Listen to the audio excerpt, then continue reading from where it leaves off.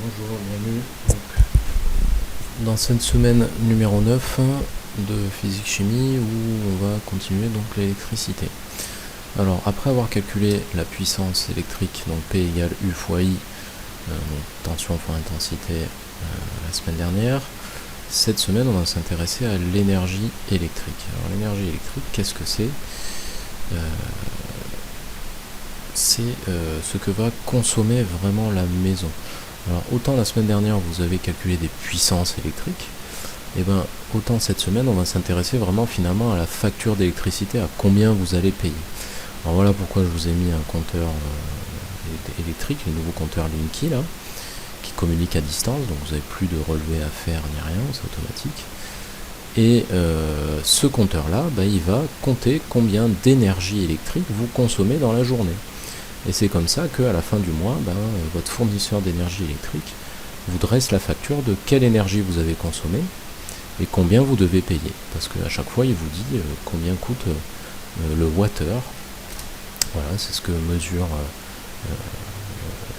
ce compteur électrique. Alors là, c'est des kilowattheures, donc c'est 1000 fois des wattheures. Mais en gros, l'énergie électrique, bien souvent, on la mesure en watts-heure. Pourquoi ? Parce que vous allez consommer un certain nombre de watts, comme vous avez calculé la semaine dernière, par un certain nombre d'heures. Donc par exemple, si votre ordinateur il fait 800 watts et que vous l'avez regardé pendant une heure, vous aurez consommé 800 watts-heure.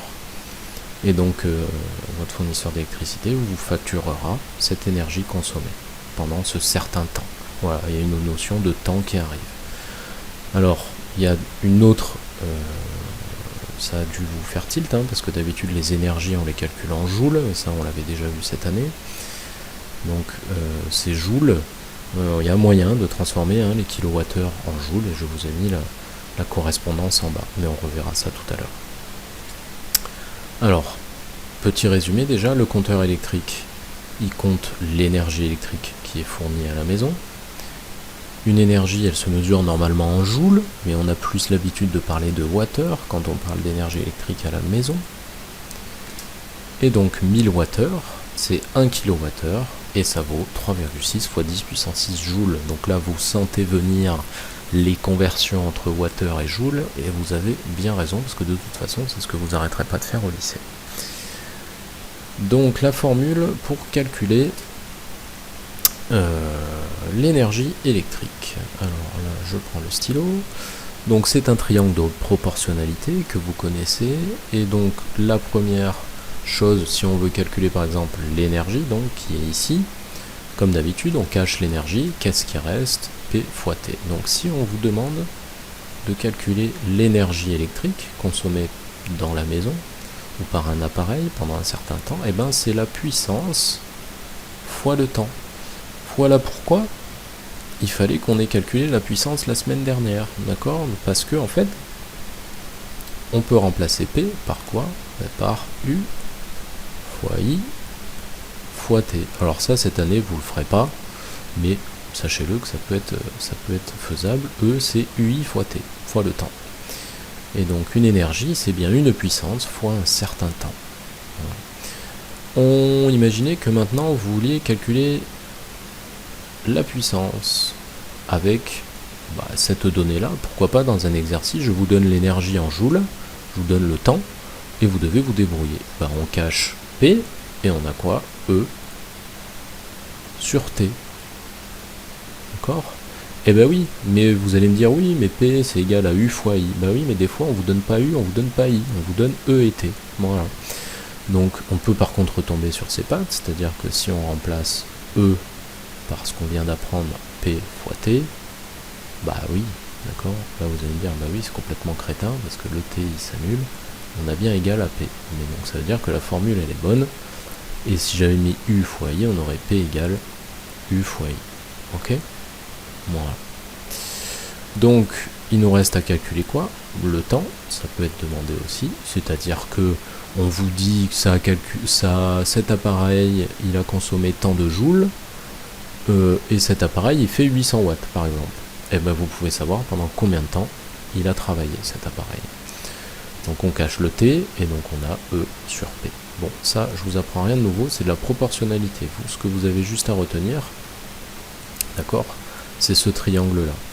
Et d'ailleurs, la plus importante formule, c'est celle-ci, hein, d'accord. Donc vraiment, celle qu'il faut retenir, c'est E égale P fois T.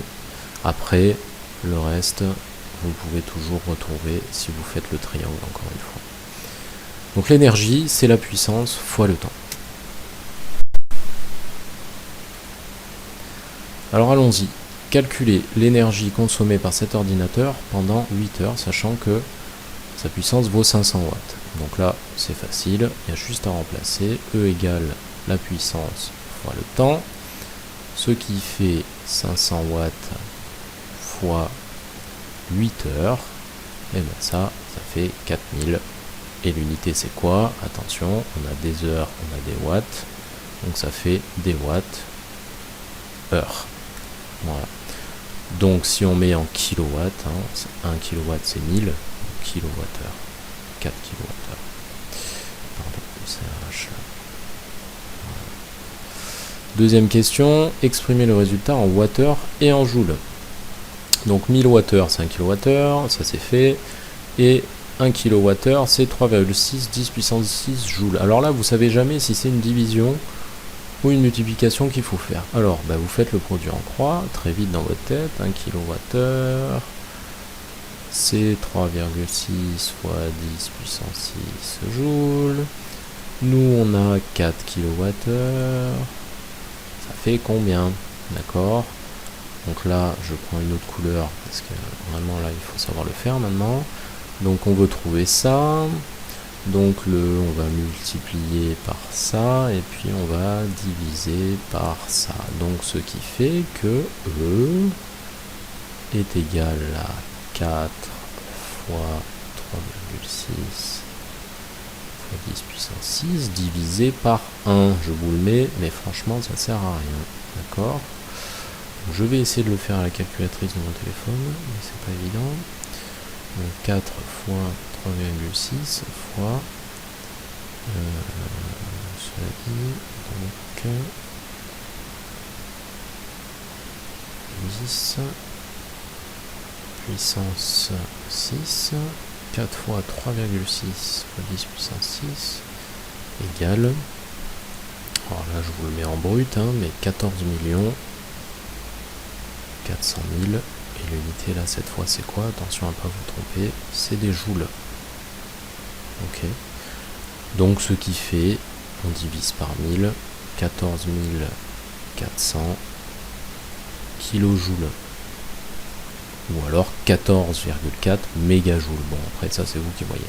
Mais on voulait le résultat en joules, donc le travail est fait, tout va bien. Voilà. Bon après les joules, ça vous dit pas grand chose et c'est normal, c'est juste l'unité d'énergie standard. Les wattheures, c'est pas standard, c'est juste pour comprendre ce qui se passe dans la maison et combien on consomme. Voilà, donc je vais vous donner un petit exercice de calcul comme ça à faire tout de suite. Allez, bon courage, à la semaine prochaine.